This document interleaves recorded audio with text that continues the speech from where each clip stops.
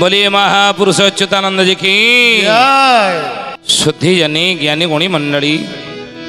आज अध्याय आलोचना को आपण मानक स्वागत जनाऊँ। आज मालिका वचन आलोचन आम आलोचना करिया जाऊे महापुरुष अच्युतानंद रास विषय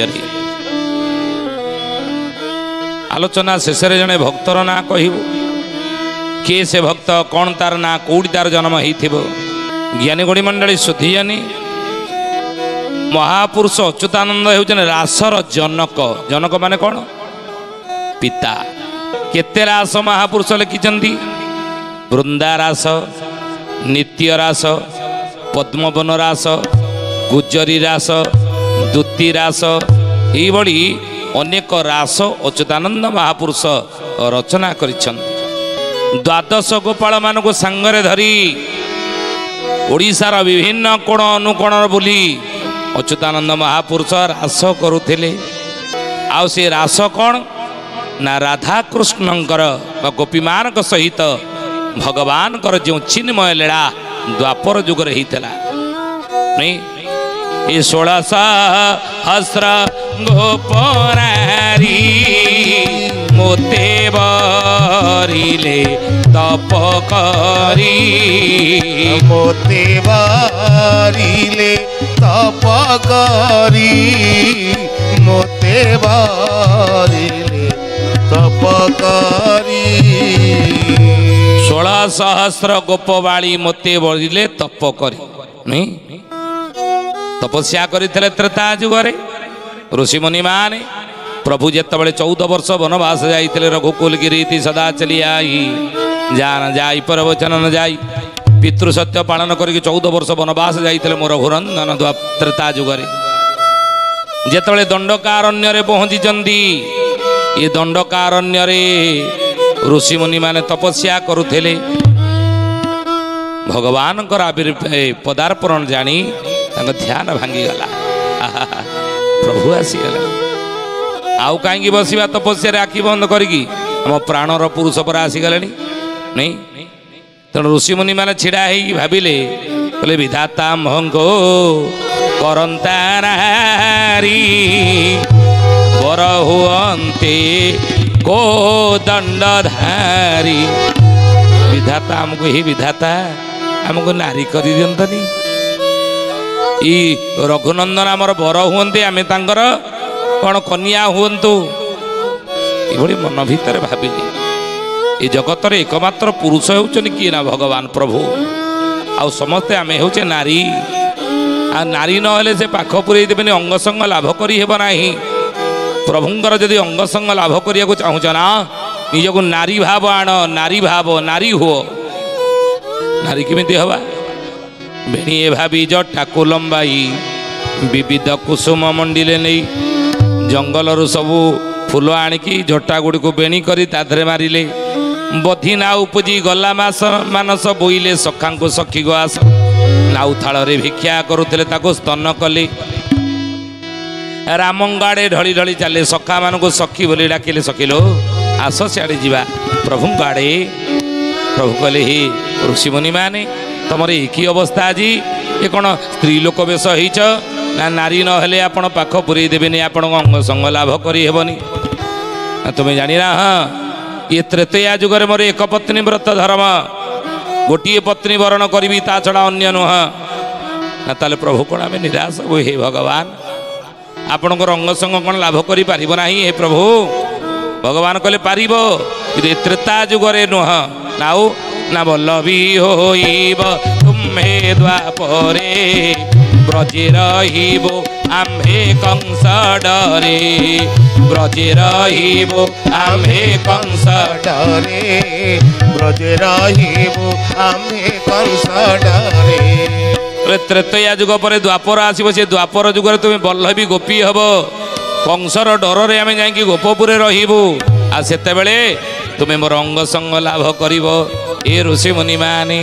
ना केमिति आपण अंग संग लाभ करिबु ना सेते बेले वृंदावन रे ए रास खेली बल्लभी ए जनमी एका मैथिली বলবি জনমে একা মৈথিলি বলবি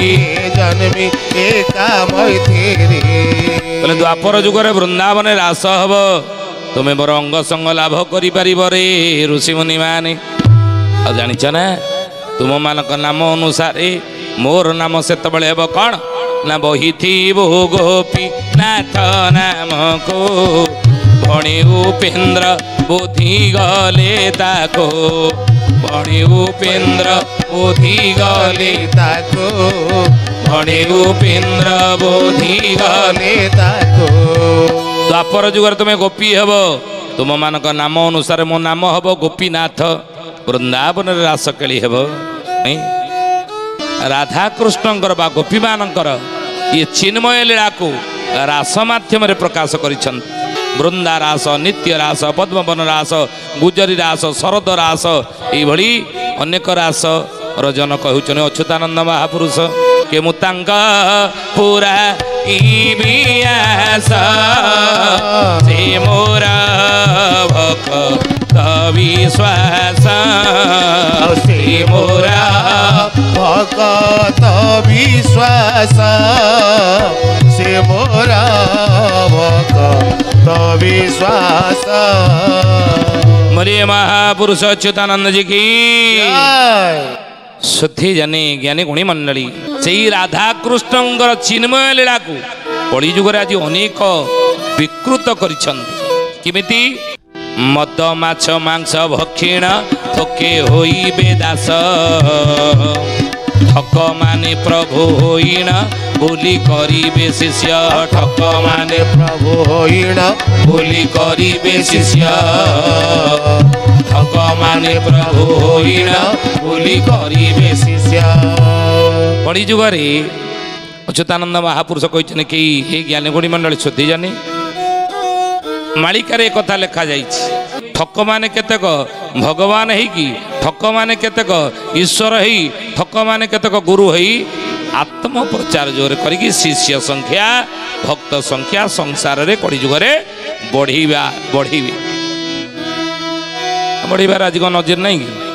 एभली घटना घटुनि कि समस्या कार नहीं दुनिया समस्या कार नहीं तार पुओ पाठ पढ़ी घरे 10 वर्ष हेलाणी बसी चाकरी नहीं दौड़िला तार झील को 30 वर्ष हो गला बाहागर भल जुटुनी सी दौड़िला पाखक ये समस्या नहीं कि नहीं तार घर कटे कर 5 वर्ष हेलाणी संपूर्ण हो पानु से दौड़िला नहीं कार कोर्ट कचेरी केस चलती 5 वर्ष छेटी पानु से दौड़िला कार चाकरी प्रमोशन हम से दौड़ुची सेटिकी ये ठक भंड पाखक आम आज कौन ना से जमा होचे समस्यार समाधान पाई नहीं आउ से शिष्य संख्या जोरे बढ़ाऊँ भक्त संख्या जोरे आज बढ़ाऊँ अच्युत लिखिले मालिकारे कौन करिवे शिष्या करी नारी मानंको बोलुथिबे ए राधा जेहु गुरु से हो कृष्णटी तोते मोर सरधा जेहु गुरु से हो कृष्णटी तोते मोर सरधा जेहु गुरु से हो कृष्णटी तोते मोर सरधा। को शिष्य करिवे शिष्या करिवे शिष्या करिवे तू राधा भली देखा जाउछु तू जदि राधा लो मुहली तो गुरु मुहली कृष्ण तेणु राधा कृष्ण द्वापर जुगरे कौन करथिले रास करथिले नहीं आम से करवा मते कृष्ण बोली भाविले तू ही हेबु कारण शिष्या करी पुणी रमिबे कही माया वचन शिष्या करी पुणी रमिबे कही माया वचन शिष्या करी पुणी रमिबे कही माया वचन। मते कृष्ण बोली भाविले तू हेबु कारण तू कारण हो मुक्ति पाई आ शिष्या करी पुणी रमिबे कही माया वचन ये बड़ी माया कथा कही कौन करी आप देखुं समाज में कौन घटुची पेपर खोलीदेले न्यूज चैनल खोलीदेले आप देखुं ये सब खबर आज पेपर पृष्ठा मंडन करुच्ची नहीं